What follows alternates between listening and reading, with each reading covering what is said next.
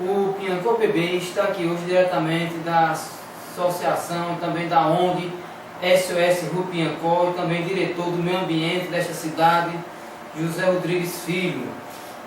Estamos justamente para debatermos um assunto bastante interessante da nossa sociedade piancoense, com relação à carne, da qual também somos consumidores. Zé Filho, como você vê hoje essa situação da carne aqui em Piancó? Em primeiro lugar, boa noite, Pedrinho, Pedro, do Piancó PB. Hoje se encontra, vamos dizer assim, de forma até constrangedora você consumir carne, sendo que ela tem sido abatida aqui nos municípios do Vale do Piancó.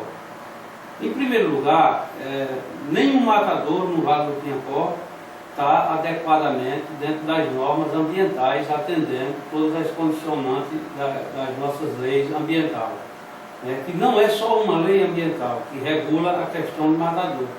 Primeiro, tem a lei de crimes ambientais, que os animais são abatidos de formas cruéis. Depois vem a questão das obras que funcionavam, os matadouros, todos eles funcionavam, inclusive só tem um matadouro adequado hoje na região do Vale do Piancó, que é o matadouro da cidade de Serra Grande. É um matadouro que tem capacidade apenas para o abate de 20 animais por semana, e devido ao fechamento dos demais matadouros aqui do Vale do Piancó, então tem um matadouro que se encontra com uma capacidade melhor, assim vamos dizer, mais abrangente, que é o matadouro de Pedra Branca. Mas esse também não é recomendado, ele não está totalmente adequado, porque é um matadouro que oferece risco também a uma grande demanda. No caso, vamos dizer assim, está se matando o gado de Pedra Branca e também de Itaporanga, Aí então o matadouro foi feito para apenas a cidade de Pedra Branca. Então é uma obra que já tem mais de 20 anos, o matadouro de Pedra Branca. É uma obra que se encontra também em área de várzea. Por sinal, a cidade de Pedra Branca é uma cidade que é totalmente contida na área de várzea, Então, hoje, eu digo, digamos assim, que se estuda até a possibilidade de um matadouro regionalizado para atender a demanda de, vamos dizer, acho que chega a 300, 350 bovinos por semana, um matadouro de forma que atenda todas essas cidades do Vale do Piancó. Ele tem que ter capacidade para o abate de 350 até 350 animais semanal. Então, quando você se faz uma obra dessa, uma obra de um custo elevado, você vai ter que ter uma estimativa de aproximadamente 20 anos. Então, você já tem que trabalhar aí num matadouro que atenda uma demanda de 400, 450 animais semanal. Portanto,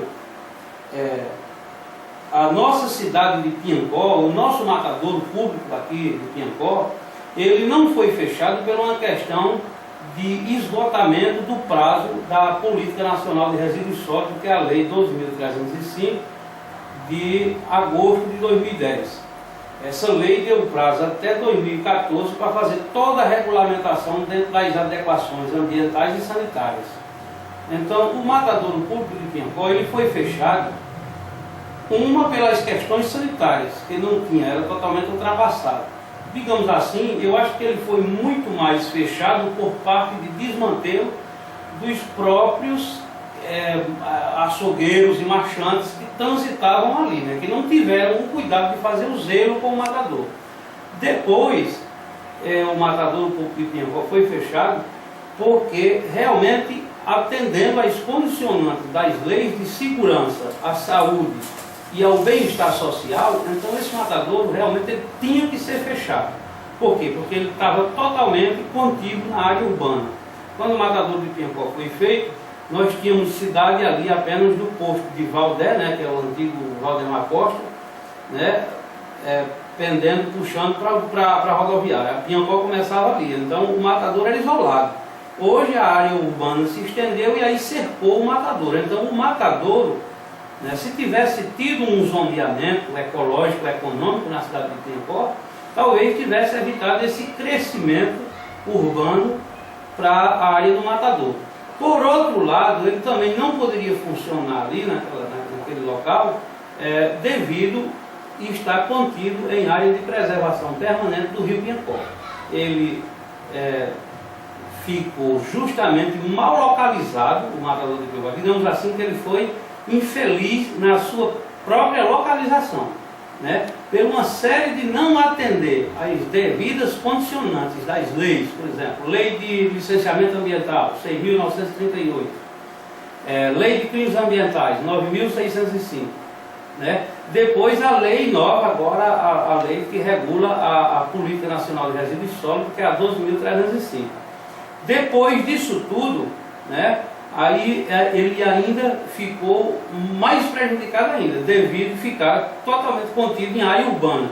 Então oferece risco à população. Um boi salta, um boi pula aquele curral, ele está dentro da área urbana, ele vai, sem contar com as questões sanitárias, né? Isso é um risco físico, né? A questão de um boi saltar, um caminhão que vai descarregar 9, 10, 11 horas da noite, vai incomodar as pessoas, os habitantes que estão ali em volta, né? Porque vai ter barulho, né? Depois vai ter questão de, depois do abate, né? na tramitação tem a parada final, como se diz, né? Que o abate é onde você vai ter que separar vísceras, pele, carne de primeira, carne de segunda, aí vem o lançamento, né? Que é a questão de sangue e também o próprio cabelo e outras coisas mais que é contido durante o processo do abate. Então tudo isso contribui para que, tanto por um lado, oferece risco físico à população, por outro lado, oferece risco na questão sanitária, né?